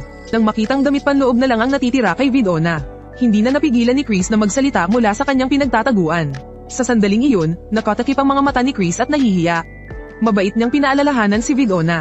Sandali, kung mag-e-ensayo kayo, hintayin niyo man lang akong makaalis. Pagkatapos niyang magsalita, ginamit ni Chris ang kanyang stealth at biglang naglaho. At doon, dahan-dahan ka ring nagsalita. Ano yung sinabi mo kanina na nakatanggap ka ng misyon mula sa mga elf? Nang marinig ang sinabi mo, biglang naliwanagan si Vidona. Kaya pala ako pinaiwan ng master dahil dito siya interesado. Nagmamadali siyang nagsabi ng totoo. Ang dahilan kung bakit ako pumasok sa gubat na ito, ay dahil nakatanggap ako ng misyon mula sa isang grupo, na binubuo mismo ng mga elf. At ang misyon ay hanapin ng isang elf na nagngangalang Victoria. Sigurado ka bang iyan ang pangalan? Walang tigil sa pagtango si Vidona. Nang makita ito, bahagya mo lang siyang sinulyapan. Pwede kang manatili dito. Wala sigurong goblin na papasok dito. Pagkasabi mo niyan, umalis ka na sa kwarto. Iniisip mo kung hinahanap ba ng mga elf na iyon si Inay. Mga kasama ba sila ni Inay? Kung sasabihin ko kay Inay, siguradong matutuwa siya ng husto. Kalalabas mo lang mula sa kuweba. Nang makasalubong mo ang mga nakasagupan ni Putol Tenga kaninang umaga, na mga mababang uring goblin. Ang leader nilang si Goblin Bo ang unang nagsalita nang makita ka. Ang aming marangal na panauhin. Gabi na, saan ka pupunta niyan? Si Goblin Bo ay nakangiting lumapit sa'yo. Akmang tatapikin ka niya sa balikat nang umiwas ka. Dahil dito, napakunot ang kanyang noo.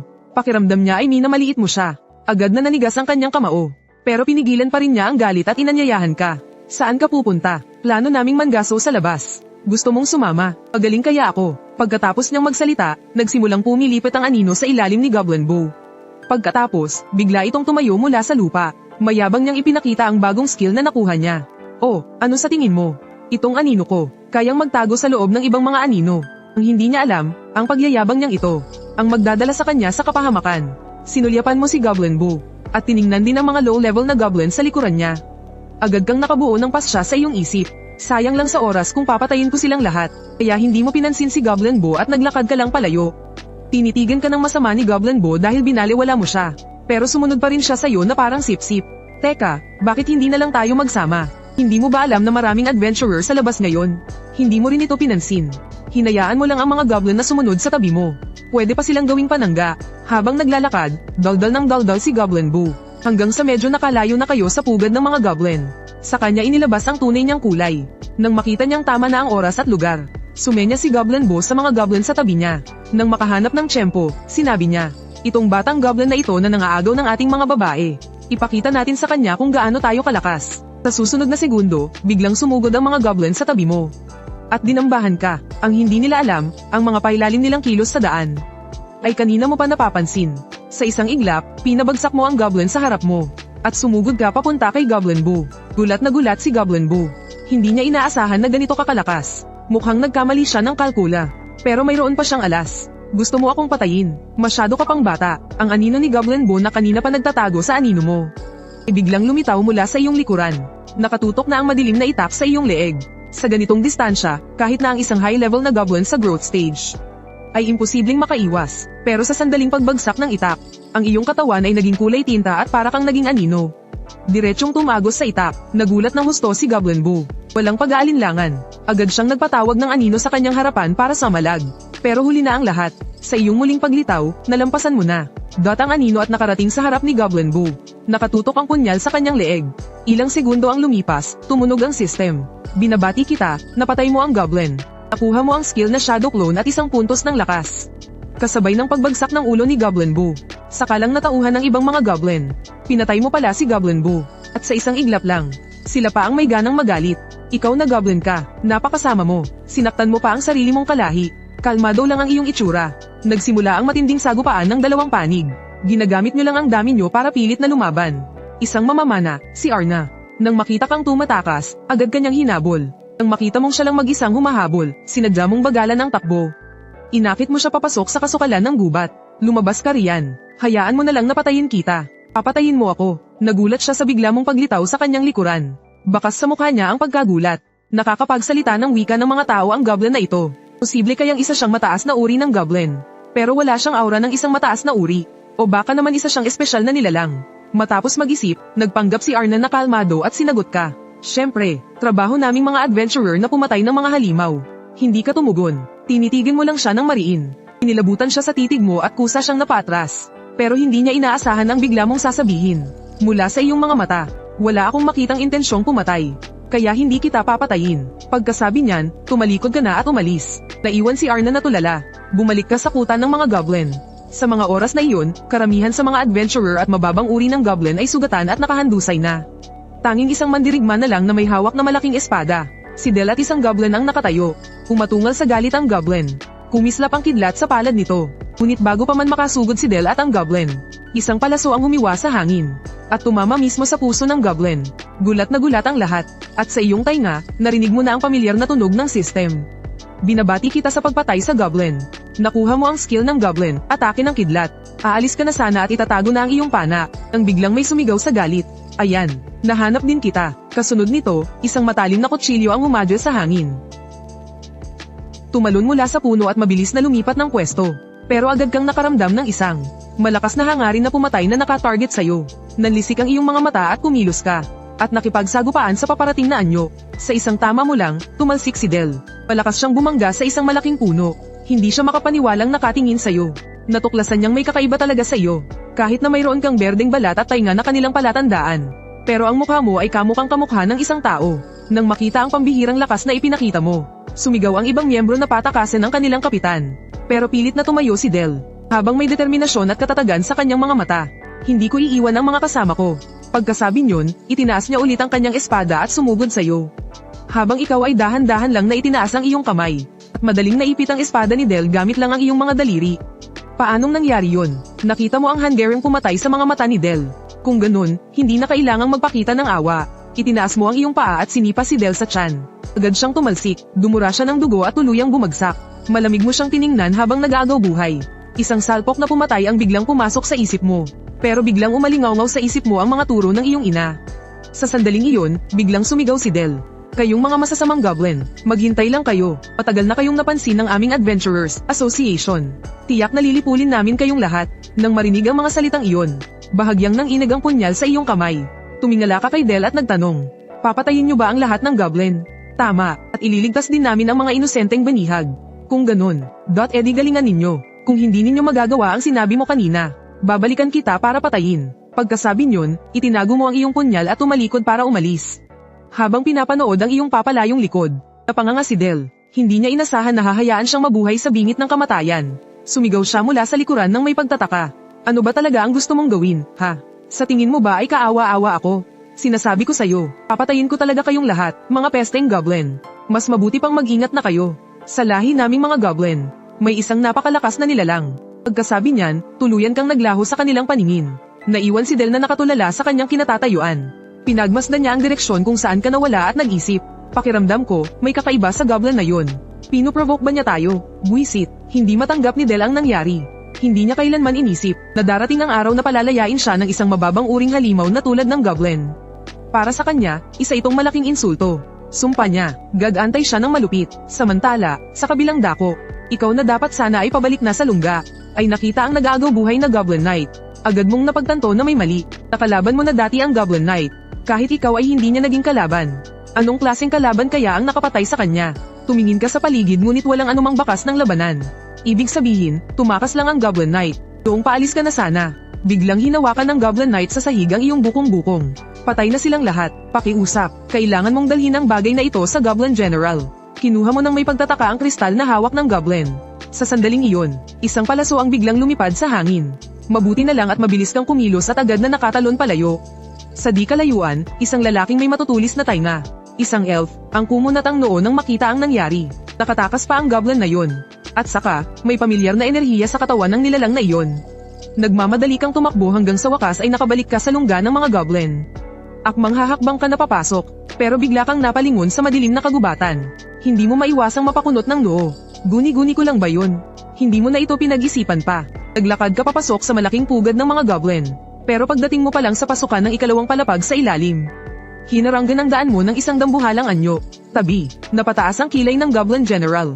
Mukhang mayroon kang hindi pa ibinibigay sa akin. Bahagya kang napakunot ng noo. Tila may naalala ka. Kumuha ka ng kristal mula sa iyong bulsa. At iniabot ito sa Goblin General. Kinuha ng general ang memory ore at agad itong pinasukan ng mahika. Sa susunod na sandali, nagkaroon ng bahagyang pag-alon sa espasyo sa paligid. Kasunod nito, isang bagay na kulay asul at parang screen ang lumitaw.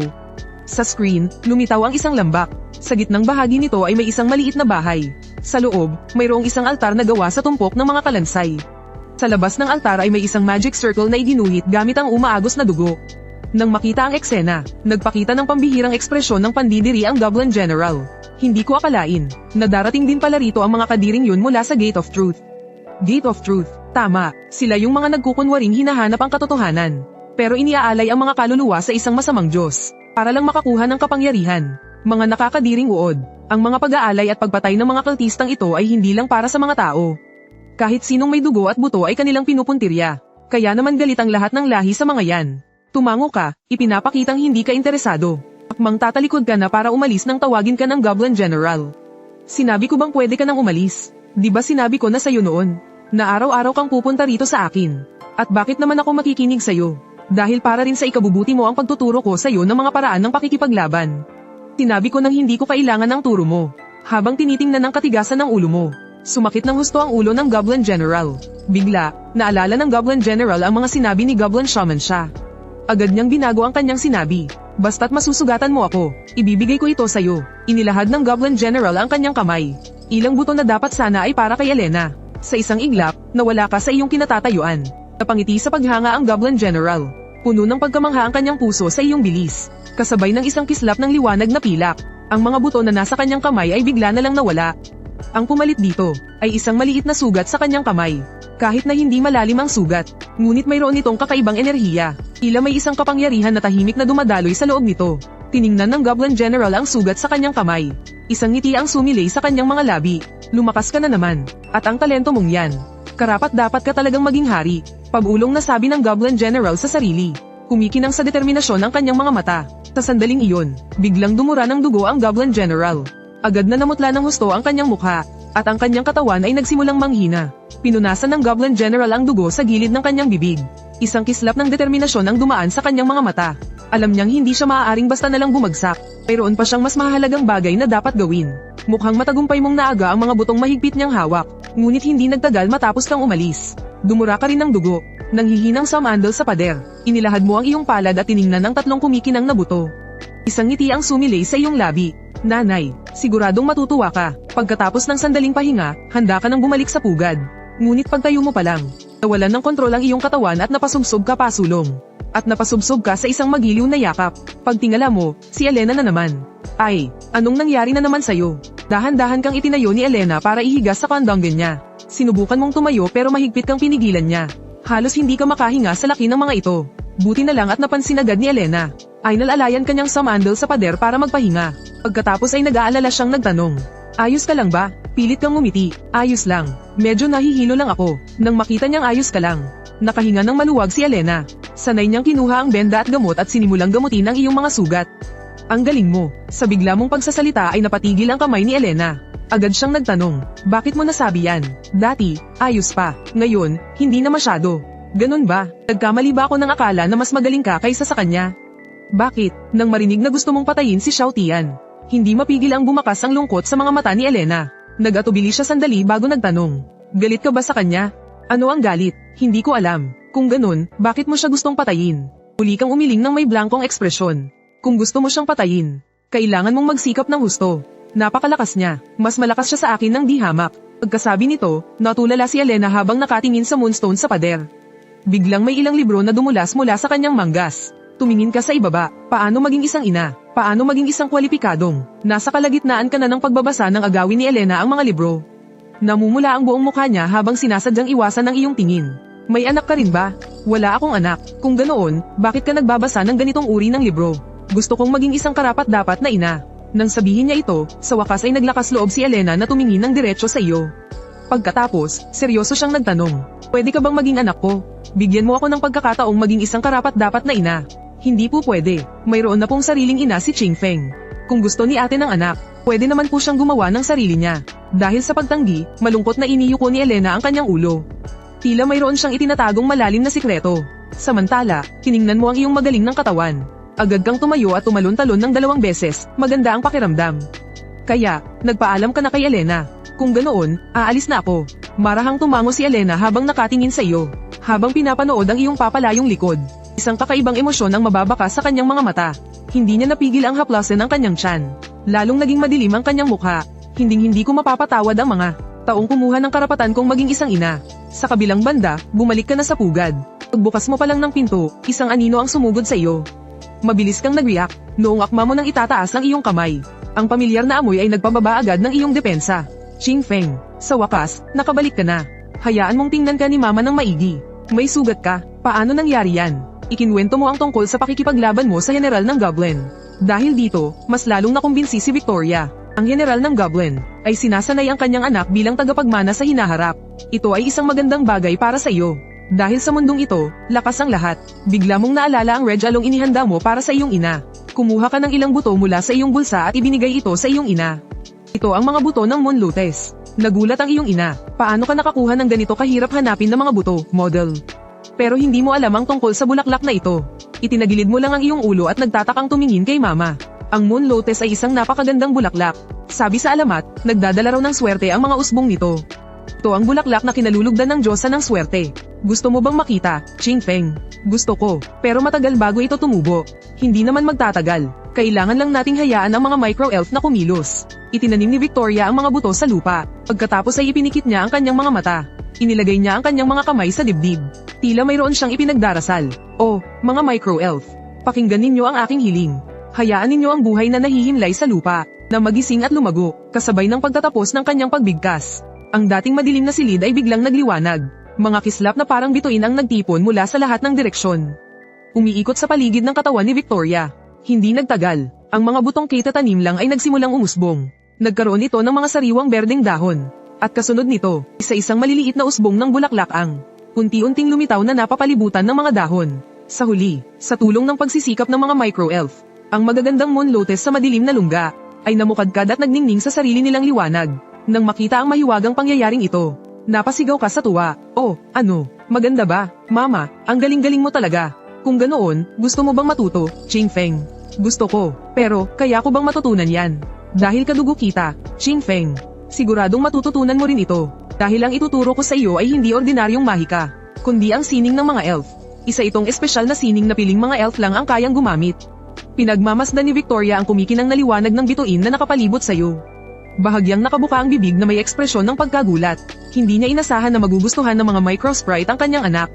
Kahit na isa lang siyang goblin, tuwang-tuwa ka ring nagsalita, katulad na ako ni mama. Hinaplos ni Victoria ang ulo mo. Nagpapakita ng masayang ekspresyon. Talagang may talento ang anak ko. Nalunod ka sa matagal nang inaasam na maghiliw na haplos ng iyong ina. Isang hindi maipaliwanag na kapayapaan at kaligayahan ang bumalat sa iyong puso. Ngunit ang payapang sandali ay hindi nagtagal. Isang kakaibang presensya ang tahimik na pumasok. Agad mong napansin ang pagbabago sa paligid. Mabilis mong hinugot ang maliit na kutsilyo sa iyong baywang. At ibinato ito sa madilim na sulok. Agad na may isang anino ang lumabas mula sa sulok. Aba, ganito ba kayo tumanggap ng bisita? Kasabay ng pag-alingaw ng boses. Isang kaakit-akit na anyo ang dahan-daang lumabas mula sa dilim. Nakasuot siya ng itim na mahabang bestida na yumiyakap sa kanyang balingkinitang baywang. Ang kanyang mahabang itim na buhok ay nakalugay. Mayroon din siyang manipis na belo sa kanyang mukha, na nagpapakita ng kanyang mapang-akit na mga mata na tila kayang makita ang lahat. Galing ka sa lahi ng mga demonyo. Hindi ko inaasahan na sa ganitong lugar ay mayroon palang purong dugong elf. Kapag nabuhay ka talaga ng matagal, lahat ay makikita mo. Isang purong dugong elf, nahuli. Kung sakaling malaman ito ng mga nag-aakalang marangal na mga maharlikang elf, hindi ko alam kung ano ang iisipin ng mga makalumang iyon. Ano ba talaga ang ginagawa mo rito? Hindi na hinintay ang sagot ng kausap. Mabilis ka nang lumitaw sa kanyang likuran. Noong iwawasiwas mo na sana ang iyong punyal, hinarang ito ng mahabang karit na itinaas ng iyong kalaban. Kasunod nito, isang nakakatakot na puwersa ang naramdaman mo. At tumilapon ka palayo, mukhang hindi mo talaga kalaban ang taong ito na nasa iyong harapan. Kung noon ito, hindi ka mag-aatubiling tumakas. Ngunit ngayon, kailangan mong protektahan ang iyong ina na nasa iyong likuran. Kaya humakbang ka pa abante. Aba, hindi masama. Hindi mo nga ako kaya, naglakas loob ka pang lumapit. Tingnan natin kung gaano ka talaga kalakas. Pagkasabi niyon, iwinasiwas ni Morlika ang kanyang karit, at hinatokan ito pababa. Nakamamatay ang lakas ng hagupit na ito. Biglang sumigaw si Victoria, "Huwag mong saktan ang anak ko." Sa sumunod na segundo, lumitaw ang malalabong tuldok ng liwanag sa paligid ng katawan ni Victoria. Di mabilang na berdeng baging ang sumulpot mula sa lupa na parang may sariling buhay. Mabilis itong kumalat, pahigpit na pumulupot sa mga kamay at paa ni Morlika. Nang makita ito ni Morlika, iwinasiwas niya ang karit sa kanyang kamay. At madaling pinutol ang mga baging. Ngunit hindi pa rin namatay ang mga baging. Mabilis nitong inayos ang mga naputol na bahagi at lalo pang kumapal. Nang makita ito, sa wakas ay nabakasan ng pagkagulat ang mukha ni Morlika. Ito ay mahika ng mga elf. Pero, ano naman ngayon? Kasabay ng isang malakas na pagsabog. Isang dambuhalang mahika ang sumabog mula sa katawan ni Morlika. Sa isang wasiwas lang ng kanyang karit, napunit-punit ang makakapal na baging. Pero nakatakas ka na kasama ang iyong ina. Ching Feng, bitawan mo ako. Mahuhuli ka lang kapag kasama mo ako. Huwag. Kung aalis tayo, sabay tayong aalis. Tiningnan mo ang succubus na si Morlika na biglang sumulpot sa iyong harapan. Itinago mo ang iyong ina sa iyong likuran. Puno ng pag-iingat ang iyong mga tingin. Ngunit, nang insulto si Morlika. Talaga namang kakaiba kang goblin. Iba't walang konsepto ng ina, ang mga goblin. Bakit mo pinoprotektahan yang tinatawag mong ina? Nginitian ka ni Morlika ng isang makahulugang ngiti. Sinadya pa niya itong gawin sa harap mismo ni Victoria. Ang hayagang pagkindat ng may pang-aakit. Pero hindi ka natinag sa kanyang pang-aakit. Sa halip, dahan-dahan mong ibinaba ang iyong ina. At naghanda para lumaban. Tahimik kang nakapunta sa likuran ni Morlika. At tinarget ang kanyang leeg para sa isang nakamamatay na atake. Ngunit hinaranggan ito ng isang karit na biglang lumitaw. Naapektuhan ang buong katawan at tumalsik palayo. Muntik na siyang bumangga sa matigas na pader. Biglang may umalingaw-ngaw na isang malamyos na awitin. Isang mahiwagang pangyayari ang naganap. Biglang may sumulpot na isang dambuhalang dandelion mula sa lupa. Matagumpay ka nitong nasalo at dahan-daang ibinaba. Walang silbi. Iyan na lang ba talaga ang lakas mo? Nagagalak na tumawa si Morika. Ngunit, habang siya'y nagpapakasaya sa tagumpay, bigla siyang napasukan ng dugo. Tumingin siya sa ibaba, isang madilim na anino ang may hawak sa iyong nalaglag na punyal at nakatayo sa likuran niya. Hindi niya namalayan kung kailan tinusok ng punyal ang kanyang katawan. Walang bahid ng mahika o anumang dasal. Ito ay isang skill. Interesante. Pero ate, ginalit mo ako. Pag-ulong na sabi ni Morika sa sarili. Bigla, isang hindi pa nararanasang lakas nang mahika ang marahas na sumabog mula sa kanyang katawan. Kasabay nito, nagsimulang magbago ng kakaiba ang katawan ni Morika. Naghilom ang kanyang sugat sa bilis na kitang-kita ng mga mata. Dahan-dahan niyang itinaas ang kanyang kamay. Isang mas nakakatakot na mahika ang nagsimulang mag-ipon sa kanyang kamay. Sa harap ng ganap na kapangyarihan. Walang silbi ang lahat ng paraan at pamamaraan. Kaya mamatay ka na. Naghagis si Morika ng bolang apoy sa iyo. Wala ka ng oras para tumakas. Mahigpit kang niyakap ng iyong ina para protektahan. Nagpatawag siya ng hindi mabilang na baging mula sa lupa upang protektahan kayo sa loob. Ngunit ang mga baging na ito ay parang mga gamo-gamong sinasalubong ang apoy. Mabilis itong nasunog. Ngunit, ang bolang apoy ay papalapit na sa iyo. Ganoon na lang ba iyon? Ang boring. Teka, mali. Nang mawala ang alikabok, napansin ni Morika na may mali. Isang hanay ng magkakatulad na mga Goblin Knight. Ang hamarang sa iyong harapan. Gamit ang kanilang mga katawan. Hinarang nila ang nakakatakot na atake ng mahika. At ang siyang namumuno sa kanila ay walang iba kundi ang Goblin Knight na muntik mo nang mapatay. Ang goblin na gustong pumatay sa amin. Nagpaalam ka ba muna sa amin? Hindi ka lang namin pipigilan. Sayang naman kung papatayin agad. Kasunod nito, may masamang balak na tumingin ang mga goblin kay Morlika. Sa tingin ninyo, kaya ninyo. Pagkasabi niyon, dahan-dahan niyang itinaas ang kanyang kamay. Isang malakas na kapangyarihan ng mahika. Ang sumabog mula sa kanyang katawan. O Diyosa ng digmaan at nag-aalab na apoy. Pakinggan mo po ang hiling ng iyong tapat na alagad. Magpabagsak ka ng apoy at lagablab. At gawing abo ang iyong mga kaaway. Pagkasabi pa lang noon, sunod-sunod na lumitaw ang mga bola ng apoy sa likuran ni Morlika. Na parang mga bulalakaw, na lumipad patungo sa mga Goblin Knight. Ngunit sa harap ng nagbabagang mga bola ng apoy, malakas na tumawa ang mga Goblin Knight at sumugod sa halip na umatras. Binaliwala nila ang apoy at nagpatuloy sa pagsugod. Tumama ang mga bola ng apoy sa kanilang katawan. Pero wala itong kahit anong epekto. Walang silbi. Ang mga mahikang tulad nito sa amin. Hindi pa natatapos magsalita ang Goblin Knight nang biglang may lumitaw na guhit ng dugo sa kanyang leeg. Nakangiting iwinasiwas ni Morlika ang hawak niyang itim na karit. Isa-isang pinapatay ang mga goblin. Ang hina ninyo pala, nang makitang sa isang iglap lang, ay nawalan na siya ng dalawang kapatid. Sumama ang mukha ng Goblin Knight, at patuloy na nag-alab ang galit sa kanyang puso. Agad siyang nagutos. Sugurin ninyo siya. Isang mapanuksong tawa, ang umalingaw-ngaw sa loob ng pugad ng mga goblin. Sunod-sunod na sumugod ang mga Goblin Knight ng buong tapang. Ngunit madali lang kinitil ng kalaban ang kanilang mga buhay. Hawak ang kanyang karit, papalapit sa iyo si Morika. Para protektahan ka, umungol ang mga Goblin Knight. Sumugod sila para harangan ang daraanan ng kalaban. Sa sandaling ito, tinanggap na nila ang kamatayan. Kahit si Victoria na laging galit sa mga goblin, ay nabigla. Hindi niya inakala na ang mga goblin na ito ay magbubuwis ng buhay para protektahan ang kanyang anak. Pero hindi ka man lang natinag. Patuloy mo lang hinihila ang iyong ina. Inay, bilisan na natin. Ching Feng, pinoprotektahan ka nilang lahat, at ibinubuwis nila ang kanilang buhay para sa'yo. Talaga, pinoprotektahan nila akong lahat. Bakit? May ginawa ba ako o sinabi para protektahan nila ako? Isa kang walang pusong mamatay tao sa dati mong buhay. Hindi mo talaga naiintindihan ang kahulugan ng pagprotekta. Pero alam ni Victoria, na hindi pwedeng hayaan ka na lang na maging walang puso. Hindi ka mabubuhay sa mundong ito ng mag-isa. Kailangan mo ng mga kasama, kaibigan, at maging ng isang minamahal. Nang makita mong hindi kumikilos ang iyong ina, bigla mo na lang siyang binuhat. Hindi talaga takot mamatay ang mga Goblin Knight na ito. Samantala, napansin ni Morika na ang mga goblin na ito ay handang magpakamatay para sa isang hamak na goblin. Patuloy silang sumusugod sa kamatayan. Dahil dito, lalo siyang naging interesado sa pagkatao mo. Kaya naman binilisan niya ang kanyang paglapit. Sa harap ng walang katapusang pag-atake ng mga goblin, iwinasiwas niya ang kanyang karit at ginamit ang sayaw ng kadiliman. Isang madilim at pabilog na enerhiya mula sa talam ang kumalat mula kay Morika. Lumawak ito sa lahat ng direksyon. Lahat ng tamaan ng madilim na liwanag ng talim ay mabilis na nahiwa, nadurog, at naglaho. Nakaramdam ka ng panganib. Agad mong idinapa ang iyong ina para makaiwas. Ngunit paglingon mo, nakita mong nakahandusay na ang lahat ng Goblin Knight sa likuran mo. Tinapakan ni Morika ang mga bangkay ng Goblin. Dahan-daang lumalapit. Sige, maliit kong Goblin. Handa ka na ba? Ginamit mo ang iyong kakayahang lihim na anino. Sa isang iglap, napunta ka sa harap ni Morika. Kahit na mabilis siyang kumilos, nahiwa pa rin ng iyong balaraw ang kanyang mukha. Buwisit kang bata ka. Hindi mo ba alam na ang mukha ang pangalawang buhay ng isang babae? Nagwala sa galit si Morika. Iwinasiwas niya ang kanyang carrot at sinugod ka. Akmang iiwas ka na sana nang mapansin mong hindi ka makagalaw. Ang tumingin ka sa ibaba, ang dugo sa sahig ay parang may sariling buhay. Pumulupot ito sa mga paa mo. Walang silbi. Hindi ka makakatakas. Nang akalain mong katapusan mo na, isang maitim na anino ang biglang lumitaw sa harap mo. At hinarang ang nakamamatay na atake. Si Goblin Knight mo pala. Oo nga, bakit? Isang malakas na pagbuga ng dugo ang lumabas sa bibig ni Goblin Knight mo. Bahagyang ngumisi si Goblin Knight mo. Pilit niyang binigkas ang kanyang huling salita. Takbo. Pagkasabi niya noon, agad kang binuhat ni Victoria habang tulala ka pa at mabilis kayong umalis. Nang makita niyang nakalayo ka na, gamit ang huling lakas, umungon ng malakas si Goblin Knight mo. Namaga ang mga kalamnan sa buong katawan niya. Halika, hindi kita palalagpasin. Interesante, pero wala akong oras para makipaglaro sa iyo. Sa tingin mo kaya mo? Pagkasabi noon, nagbanggaan ang napakaitim na carrot at ang mahabang espada. Ang bugso ng hangin na nalikha nito ay kumalat sa buong paligid. Mama, bakit po hinarang nung mama yung atake? Kasi pinoprotektahan ka niya. Bakit po niya ako pinoprotektahan?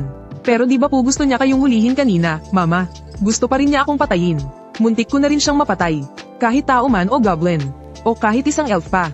Lahat sila ay nagbabago. Kailangan mo itong pag-isipan. Isipin mo kung bakit kanya gustong protektahan. Mayroon ba siyang ibang hangarin? May epekto ba ito sa iyo? Umaasa si nanay na balang araw, si Ching Feng ay makakaasa sa sarili niyang mga desisyon. Para iligtas ang mga taong gusto niyang iligtas. Maging goblin man o elf, kahit sino pa. Naguguluhan ka. Sa isip mo, tanging pagpatay lang ang alam mo, hindi pagliligtas. Ang pagligtas mo kay nanay ay dahil lang sa iyong instinct. Kaya tumango ka na lang ng may pagkalito. Pero bigla kang niyakap ni Victoria at idinagdag. King Feng, tandaan mo, kahit ano pa ang gawin mo, kailangan mong unahin palagi ang sarili mong buhay. Huwag mong pansinin ang anumang maglalagay sa buhay mo sa panganib. Pagkasabi niya niyan, biglang may isang malakas na puwersa ang tumama. Dahil sa nakakatakot na lakas, inalipad nito si Victoria na tumatakas. Ginamit ni nanay ang kanyang katawan para harangin ang pader. Pero tumama siya sa pader at nawalan ng malay. Nang makita mo ang iyong ina na nakahandusay sa sahig, nanginginig mong inabot at inalag ang kanyang braso. Hindi maaari, nanay. Ayos ka lang ba? Nang hindi tumugon si nanay, may masama ka ng kutob. Isang hindi maipaliwanag na galit ang Bamalot sa iyong pagkatao. At sa oras na iyon, si Molika ay wala pa rin. Kamalay-malay sa laking gulo na kanyang ginawa. Aba, akala nyo ba talaga makakatakas kayo?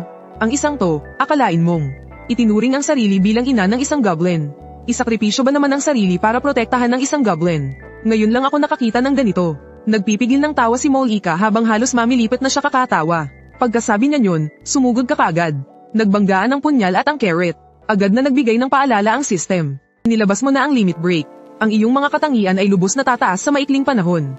Nagngangalit naman ang iyong mga ngipin sa galit, habang tinitingnan ng taong nanakit kay inay sa iyong harapan. Iisa lang ang sinisigaw ng iyong puso. Papatayin kita. Hinding-hindi kita mapapatawad. Huling nagulat si Morika sa iyong kapangyarihan. Isang goblin na nasa yugto pa lang ng paglaki ay may ganitong lakas at bilis. Isa itong himala, pero bahagya siyang natawa at nagdagdag ng kaunting lakas. Isang nangingibabaw na puwersa ang damaloy mula sa carrot. Sa isang iglap, tumilapon ka palayo. Ang ganitong kaliit na lakas ay masyado pa ring mahina para sa akin. Halos kasabay nito, inayos mo ang iyong posture.